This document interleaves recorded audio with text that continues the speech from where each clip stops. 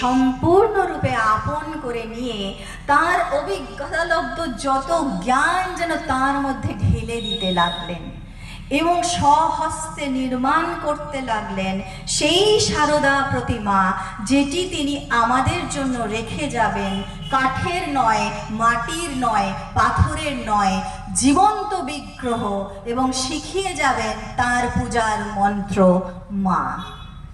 তাই মাকে তিনি শেখাচ্ছেন কিভাবে বাড়িতে বড়দের সঙ্গে ব্যবহার করতে হয়, কিভাবে ছোটদের সঙ্গে আচরণ করতে হয়। তিনি মাকে শেখাচ্ছেন লোক ব্যবহার। এমনকি মা বলছেন প্রদীপের সলতেটুকু কেমনভাবে পাকাতে হবে সেটিও তিনি আমায় শিখিয়েছিলেন। নৌকায় উঠলে বলছেন উঠবে সবার আগে, কিন্তু নামবার সময় সবার শেষে। যদি কেউ কিছু ফেলে ঠেলে আসে সেটির দিকে তীক্ষ্ণ নজর দিয়ে যেন সেটা তার কাছে আবার পৌঁছে যায়, সেইটুকু শেখাচ্ছেন তিনি। ছোট্ট ছোট্ট ব্যাপার কিন্তু শেখাচ্ছেন মাকে। এবং নির্মাণ করছে যখন, সেই নির্মাণের মধ্যে এতটাই আধ্যাত্মিকতা ঢেলে দিচ্ছেন। এই প্রসঙ্গে লক্ষ্মী দিদি বলছেন একবার কোনো এক সন্ন্যাসী সন্তানকে যে মাকে কিভাবে উচ্চ তত্ত্ব শিক্ষা দিতেন ঠাকুর। বলছেন তিনি কথায় কথায়, কখনো রসিকতার ছলে, কখনো অন্যভাবে, সবসময় এই সংসার যে অনিত্য আর ঈশ্বরই যে একমাত্র নিত্য বস্তু এবং তাকে প্রাপ্তি যে আমাদের জীবনের উদ্দেশ্য, এটি মাকে ভালো করে যেন বুঝিয়ে দিতে চাইতেন।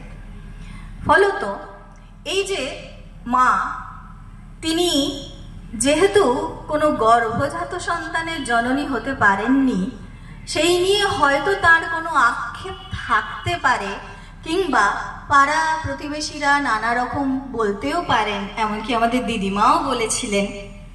সেইটি যাতে মায়ের মনে কখনো ছায়া না ফেলে, ঠাকুর বলছেন যে দেখো, এই কুকুর বিড়ালের মতো অনেকগুলি বাচ্চা কাচ্চা বিয়ে কি হবে, ওসব না হলে আছো ঠাকুরনটি, থাকবেও ঠাকুরনটি।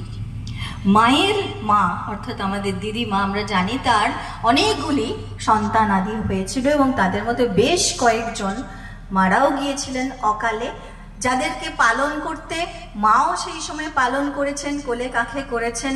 ফলত যখন তারা মারা গেছে সেই দুঃখ, সেই শোক তিনি নিজেও ভোগ করেছেন, তার পিতামাতাকেও সেই ভোগ করতে দেখেছেন। এইটি বারবার তাকে মনে করিয়ে দেওয়া, স্মরণ করিয়ে দেওয়া। এবং রসিকতার ছলে একদিন সকালবেলা মা যখন উঠোনে ঝাঁট দিচ্ছেন, তখন ঠাকুর দাঁতন করছেন। দাঁতন করতে করতে রসিকতা হচ্ছে ঠাকুরের, যে যেই ছেলের অন্নপ্রাশনে কোমরে গোট